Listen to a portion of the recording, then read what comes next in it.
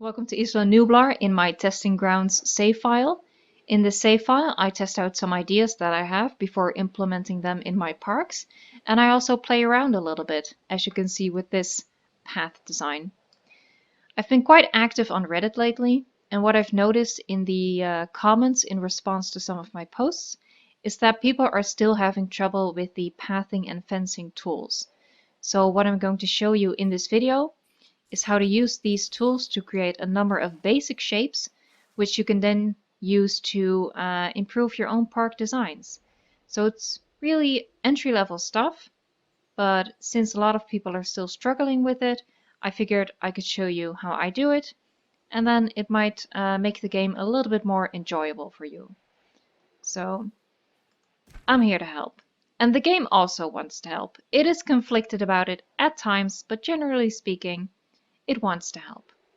So we're going to start with a perfect square, and it is really easy to make. You might be rolling your eyes at this point, but trust me, I did get a couple of responses of people struggling with this. So you have two measures for length with the path and fencing tool, and that's maximum fence length and minimum fence length. So this is maximum. As you can see, I can pull the cursor out however far I want. It's not going to go any further than this. So this is our maximum fence length. And we have minimum fence length, which is like so. So using those two measures, you can guarantee an exact same length every time. So for this square, we're going to use the maximum fence length, place it down, and then you want a 90-degree angle, which the game helps you with. It snaps into place at 90 degrees.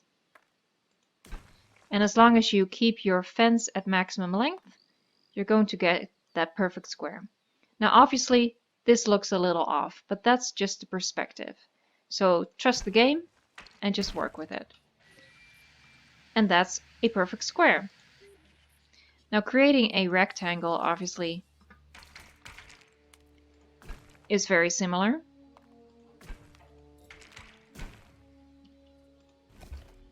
And you can just do that. And you don't have to use maximum fence length every time. There you go. Now if you want an enclosure perfectly parallel to this one, you don't have to eyeball it. You can use the game again.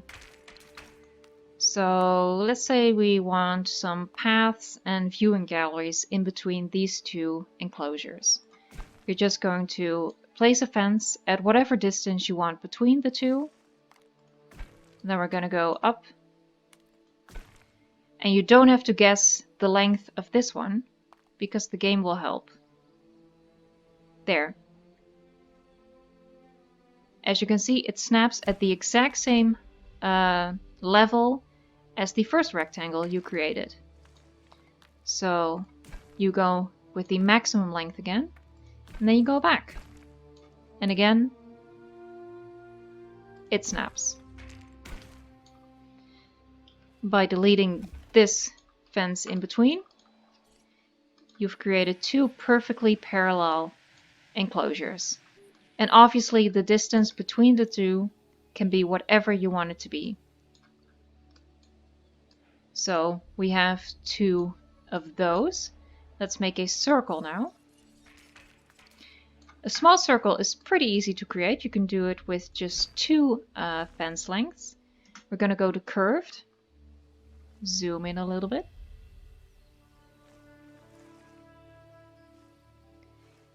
And right there, it snaps to a perfect semicircle. If I go too big, it pulls back a little bit and then it's no longer half. But this is ideal. And then you just repeat it. And you have a perfect circle. Now obviously this is a little bit small, but you can build on this by going back into the fencing tool and continuing to build your scaffold, as I like to call it. So you want to keep it at that perfect angle. Let's do two lengths. And there you go. Now this can be a bit of an arduous task if you want to make a really big circle, because you have to ensure that the distance between these 2 points can be covered in a single fence length. So to create a circle, you want to connect these 2 points with a curved line. So we're going to go back to curved. Have it at this 90-degree angle as your starting point, and then connect it to the next one. I'm going to go out 2 fence lengths again, 90 degrees. And if you go all the way around, that's how you can create a really big circle. Now it takes some time, because if you have too much distance between the 2 points,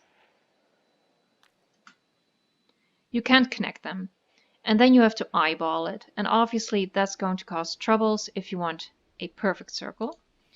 So you have to make sure that you can cover the distance with a single length. Not like so, but like so. So even this is already too far apart.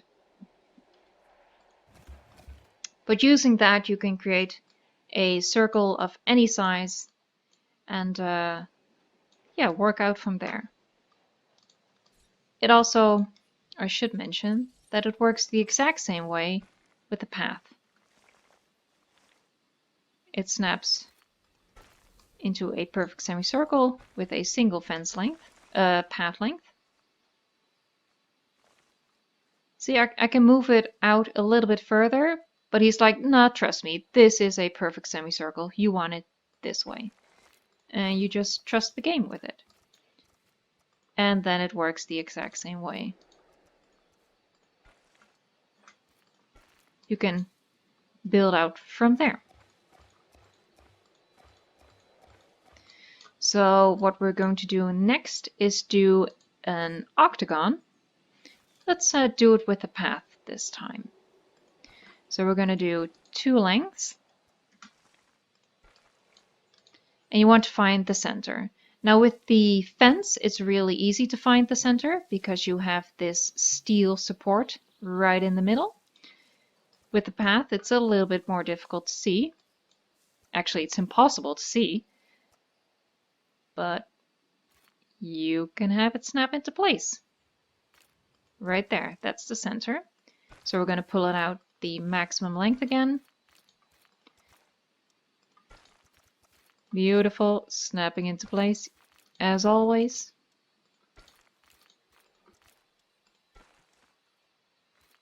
And then you connect these like so. And this is also a way to create a circle.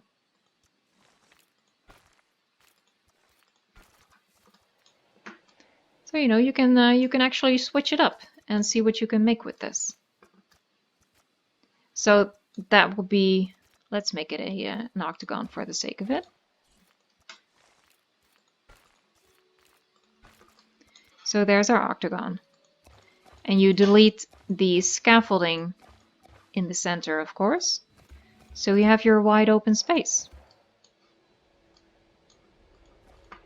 Now, a hexagon might seem a little bit more challenging. I did get a lot of responses when I posted my hexagon park, which was built fully out of hexagon shapes, but it's actually not that difficult. We're going to use the path again. So 2 lengths, go to the center, and this path that we're placing right now is just a placeholder. It's just to help us get the angles right for the next part. So go out from the center of those 2 points, and then you have 3 positions that are easy to get the path into. You have the snap at the very center, but you have 2 more. You have this position, which is as close to this top fence, top path as it wants to get. I can't get it any closer. And the same goes for this bottom one. I can't get it any closer. And that's actually the perfect angle for our hexagon. So now we can delete our placeholder. Have it snap right there.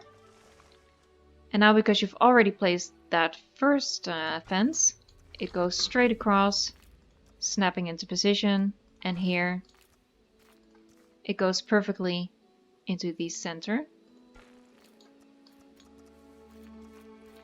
And then you connect the outer points again.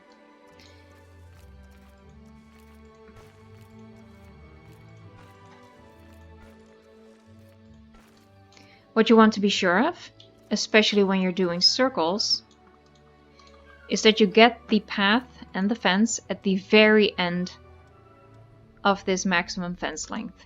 You don't want it to pull back a little bit, because that's going to give you troubles with creating a perfect circle. He doesn't want to snap into position right now. So those are things that you have to keep in mind. Sometimes when you've already done a lot of work, it snaps differently. See, he wants this position now. But then it's just a matter of going back to the basics, and then he snaps just fine. Let's actually finish our hexagon. Just for the purpose of this show and tell. You see, we want it to the tippy top. Delete the scaffold in the center, and there you have your hexagon. So that's how you create really simple shapes using the path and fencing tool. I hope this helps you. I hope that this helps you improve your own park designs. And I really just want you to enjoy this game as much as you can. There are definitely limitations to what you can do in the game, especially with regards to design. It's pretty bare bones, but let's focus on the stuff that we can do. And what you can do is make these shapes. So if it helps, enjoy your next park build, and maybe you'll see another show and tell video pop up again. Thanks for watching.